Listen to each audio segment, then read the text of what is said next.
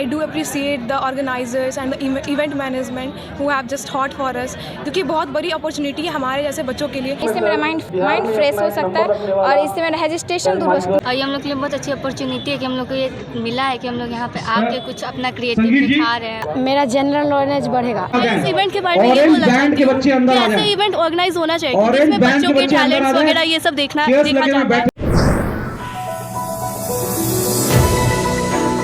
नमस्कार, मैं मिन्नत, आप देख रहे हैं न्यूज़ टाइम दरभंगा। रुद्र सावित्री दरभंगा माइंडफेस्ट के तरफ से तीसरी बार इस प्रतियोगिता का आयोजन पोलो मैदान अवस्थित ऑडिटोरियम में किया जा रहा है। इसमें प्राइवेट स्कूल एवं सरकारी स्कूल के 6 क्लास से 12वीं तक के हजारों छात्र एवं छात्राएं भाग ले रहे हैं। इसमें 10 विभिन्न प्रकार के प्रतियोगिता की जा रही है। इस प्रतियोगिता का फाइनल 8 तारीख को किया जाएगा। मैनफेस्ट के सचिव डॉक्टर विशाल गौरव ने अवगत कराया कि इवेंट टीम में जनरल क्विज के लिए रघुवींद्र कुमार, इंडिया क्विज के लिए पंकज श्रीवास्तव, क्रॉसवर्ड के लिए doctor Rakesh Singh, painting paper के लिए सुरभि, अंग्रेजी क्रिएटिव राइटिंग के लिए शैलेंद्र झा, हिंदी क्रिएटिव राइटिंग के लिए नदीम इकबाल, अंग्रेजी स्पेलिंग बी के लिए निखिल गौरव एवं हिंदी स्पेलिंग बी के लिए डॉक्टर मीनी प्रियदर्शन को सिविल सोसाइटी के तरफ से इंचार्ज मनोनीत किया गया है। इस कार्यक्रम का आयोजन से बच्चों में एक अलग तरह का उत्साह देखने को मिल रहा है।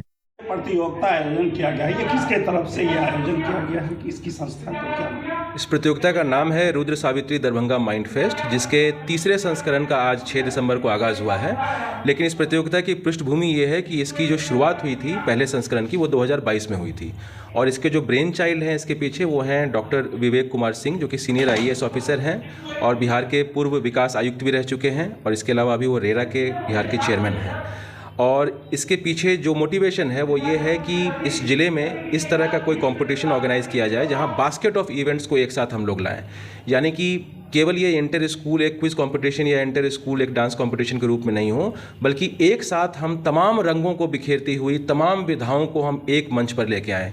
और इसका उदाहरण ये है कि हम लोग 10 कंपटीशन को आज एक ही दिन में पूरा करने वाले हैं, जिसका मैं अगर सूची में आपको बताऊं तो स्पेलिंग बी यानी वर्तनी इंग्लिश और Hindi competition, creative writing English और हिंदी कंपटीशन, मेंटल एबिलिटी जिसका कंपटीशन नॉर्मली कहीं नहीं होता है स्कूली बच्चों में, और जो बहुत ही आवश्यक एक सब्जेक्ट है क्योंकि हिंदुस्तान में 90% से ज़्यादा कॉम्पिटिटिव एग्जामिनेशंस में लॉजिकल रीजनिंग एक सब्जेक्ट और स्कूली पाठ्यक्रम का ये हिस्सा नहीं है, वो हमने शामिल किया है इसमें। पेंटिंग कॉम्पिटिशन 2 अलग अलग रंगों को बिखेरता हुआ, एक पेपर के ऊपर है, एक क्लॉथ के ऊपर है। इसके अलावा हमारा जनरल क्विज है, इंडिया क्विज है, क्रॉसवर्ड है। केवल दरभंगा से नहीं बल्कि 3 और 4 जिलों से मेरे पास ऑलरेडी खबर आ चुकी है जहाँ के बच्चे ऑलरेडी बैठ के यहाँ पर एग्जामिनेशन लिख रहे हैं। विद्या विहार रेसिडेंशियल स्कूल है पूर्णिया का, वो शामिल हो रहा है। इसके अलावा मधुबनी और समस्तीपुर के स्कूल हैं। कितने दिनों का ये प्रतियोगिता है? ये हमारा प्रतियोगिता आज पहला दिन है 6 दिसंबर और इसका जो समापन है वो 8 दिसंबर को होगा, जिसमें प्राइज डिस्ट्रीब्यूशन होगा।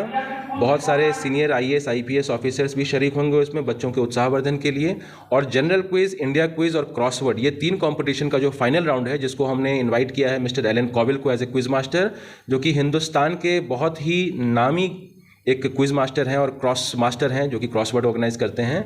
तो 8 तारीख को इस पूरे प्रोग्राम का समापन होगा। क्या कहेंगे सर, बच्चे अभी के समय में मोबाइल के प्रति ज़्यादा रुझान दे रहे हैं, इन सब चीज़ों से दूर होते जा रहे हैं धीरे धीरे? कुछ गलती बच्चों की है, कुछ हमारी है।